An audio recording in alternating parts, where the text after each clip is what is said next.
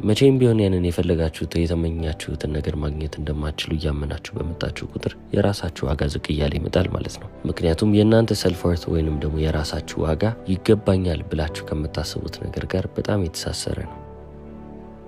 ብዙዎቻችንም እየተቸገርን የመጣ ነው ለዚህ እኮ ነው። የምንፈልጋቸው ነገሮች በጣም ትልቅ የራስ ዋጋን የሚጠይቁ ናቸው። እኛም እነዛን ነገሮች የምንፈልግ ከሆነ የራሳችንን ዋጋ ከፍ ማድረግ አለብን ማለት ነው። ለራሳችን ያለን ግምት፣ ለራሳችን ያለ ዋጋ፣ ለራሳችን ያለን ክብር በጣም ዝቅ ያለ ከሆነ መቼም ቢሆን ከፍ ያለ ነገርን በህይወት አናገኝም። በጣም ቀላል ነው። ምክንያቱም እቺ ዓለም የእናንተ ኮፒ ነች ብያለሁ። ስለዚህ እናንተ ለራሳችሁ ያላችሁን ዋጋ ብቻ ነው እያንጸባረቀችላችሁ የምትቀጥለው። ስለዚህ ለራሳችሁ ያላችሁን ዋጋ ከፍ እያደረጋችሁ ማትመጡ ከሆነ ዓለምም ለእናንተ ሁሌም ቢሆን አንድ ነው የምትሆንባችሁ። ዓለማችን ላይ ብዙ ጊዜ የተመለከትነውን ነገር እኮ ነው አሁን እኔ በትምህርት መልክ እያመጣሁላችሁ ያለሁት እንጂ እናንተ ራሱ በህይወታችሁ ብዙ እንደዚህ አይነት ሰዎችን ተመልክታችኋል። ከእናንተ በምንም አይነት ታለንት ወይንም ደግሞ በምንም አይነት ተሰጥኦ አይበልጧችሁም፣ በምንም አይነት ስኪል አይበልጧችሁም። እያንዳንዱን መመዘኛ አምጥታችሁ በእናንተና በእነሱ መሀል ያለውን ጋፕ ብትመለከቱ እናንተ በጣም የተሻላችሁ ናቸው። ነገር ግን ውጤታችሁ መጥቶ ደግሞ ውጤታችሁ ሲታይ እነሱ በጣም የተሻሉ ህይወትን እየኖሩ ያሉ ግለሰቦች ናቸው።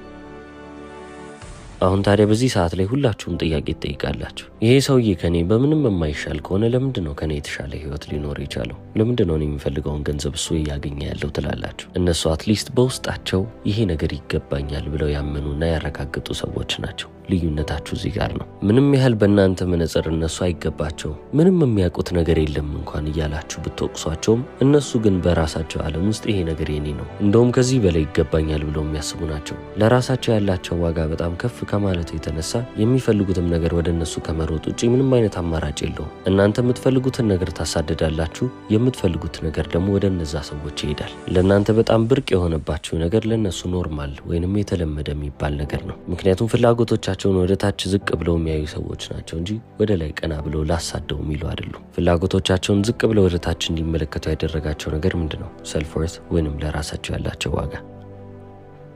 እናንተን ግን ተቃራኒ መቀመጫ ላይ ያስቀመጣችሁ ነገር ምንድነው? ቀና ብላችሁ ነው ፍላጎታችሁን የምትመለከቱት። ምክንያቱም ፍላጎቶቻችሁ ከራሳችሁ ዋጋ በላይ ሆነውባችኋል። ብርቅ የሚባለውንም ቃል እኮ የተጠቀምኩት ለዚህ ነው። የራስ ዋጋችሁ እዛ ደረጃ ላይ መድረስ ስላልቻለ ወደዛ ቀና ይልና ይመኛል። ያንን ነገር ልክ እንደማይታይ እንደ ተአምር ከስንት አንዴ እንደሚገኝ ነገር እንመለከተዋለን። በድህነት ውስጥ ያደገ ሰው፣ የራሱን ዋጋ ዝቅ ያደረገ ሰው ለዚህ ነው ብር ሲያይ መንሰፍሰፍ የሚጀምረው። በቃ ለሱ ብርቅ የሆነበት ነገር እሱ ነው። ገንዘብን ከራሱ ዋጋ በላይ አድርጎ ለመራመድ ዝግጁ የሆነ ሰው ስለሆነ መቼም ቢሆን ገንዘብን የሚያገኝ ሰው አይሆንም። ይህ በድህነት ውስጥ ያለ ሰው ሁሌም ቢሆን ፍላጎቱን ለማሳካት ሲል ወደ ላይ እየዘለለ ሲመጣ የራሱ ዋጋ እየኮረኮመ ይመልሰዋል። ያ ራሱን ያልገደበው ሰው ግን እነዚህን ፍላጎቶች ለማግኘት ሲፈልግ ወደ ታች ነው የሚመለከተው።